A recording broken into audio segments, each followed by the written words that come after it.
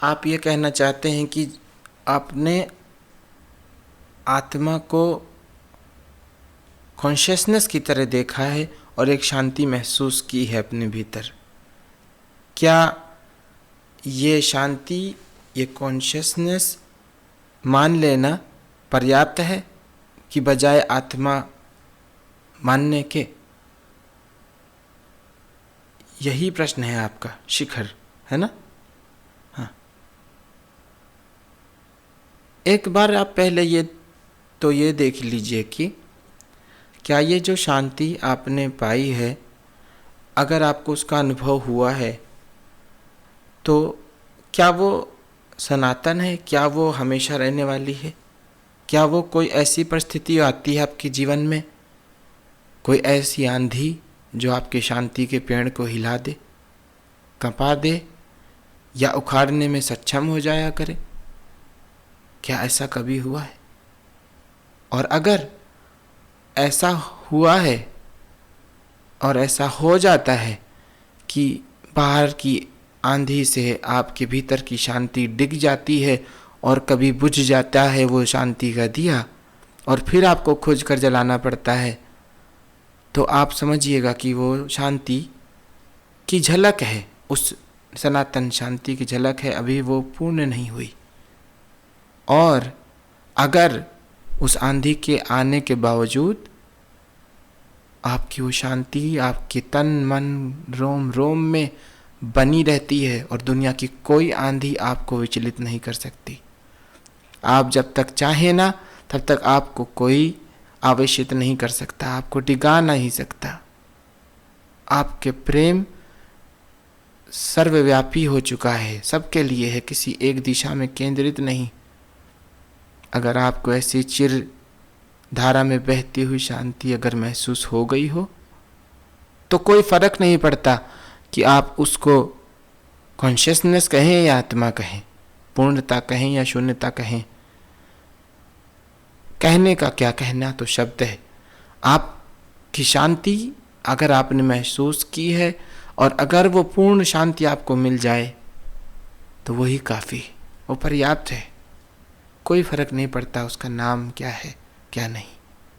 तो ये यात्रा आपकी है, इसका निरीक्षक भी आप हो सकते हैं, इसका निरीक्षक कोई और नहीं हो सकता। और अगर आपके भीतर से ये प्रश्न भी उठ रहा है कि क्या ये वही शांति है जो चिरकाल तक रहने वाली है, जिसकी गाथा शास्त्रों ने गाई है, जिसकी कविताएं, जिसकी ऋचाएं, जिसकी बातें हमने हजारों धर्मों के व्याख्यानों में सुन रखी हैं, कि बाइबल ने उसी को कहा है, कि कुरान ने उसी को गाया है, कि नानक उसी की चर्चा करते हैं, बुल्ले शाह ने अपने भीतर उसी को पाया। अगर आपको अगर वो मिल जाती है तो एक संभावना तो ये भी है कि आपके भीतर फिर प्रश्न ही नहीं उठेगा कि क्या ये वही है। क्योंकि कहते हैं कि सत्य और शांति, सत्य और आत्मा ये स्वयं अपना प्रमाण होती है। इसका प्रमाण लेने के लिए हमें कहीं किसी से जानने और पूछने की ज़रूरत नहीं। लेकिन हो सकता है कि नए एकाध नया अनुभव कुछ हो तो कभी ऐसा संशय उठे कुछ पलों के लिए, लेकिन धीरे धीरे कुछ समय बीतने पर हमें पता चल जाएगा कि ये असल में क्या है। क्या ये मन का कोई झलावा तो नहीं? मन का झलावा होगा तो 2-4 दिन रहेगा, उसके बाद भी। और फिर भी अगर आपको भीतर सवाल उठे तो सोचिएगा कहीं थोड़ा काम करना बाकी है। और अगर कोई सवाल नहीं उठता है, आपको खुद अपनी शांति का ये अनुभव होगा, आपको खुद भीतर पता चलेगा कि यही है वो पूर्णता। आपको वो जानी पहचानी लगेगी। आपके सामने जब परमात्मा खड़ा होगा तो अनुभव आपके लिए नया नहीं होगा। आपने कोई चेहरा नहीं देखा परमात्मा का, लेकिन जब आप देखेंगे तो आप पहचान जाएंगे। यही खूबसूरती है परमात्मा की, यही खूबसूरती है आत्मा की, कि हम जब उसे पाते हैं। यही खूबसूरती है सत्य की, जब हमारे सामने वो आता है तो हमें उसकी तुलना नहीं करनी पड़ती, उसके लिए कोई मीटर नहीं ढूंढना पड़ता कि जांचें परखें कि ये कितना शुद्ध है और ये कि क्या है। तो अपने भीतर इस शांति को अनुभव करके अगर कोई झलक भी मिली है तो आप उसे बढ़ाएं, कोशिश करें, क्योंकि शीतलता भी सरोवर के करीब से आती है।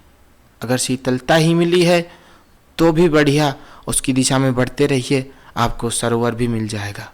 और अगर वो सरोवर ही है फिर तो क्या ही कहना, फिर तो क्या ही कहना। मार्ग तो यहाँ पे एक तो आपकी अंतरात्मा ही बता सकती है कि आपके लिए अच्छा क्या है, बेहतर क्या है। दूसरा, या तो कोई ऐसा व्यक्ति जो शिखर तक पहुँच गया हो वो आपको बताए कि शिखर तुम्हें इस रास्ते से पहुँचना है। दो ही तरीके हैं शिखर जी। जी जी बोलिए।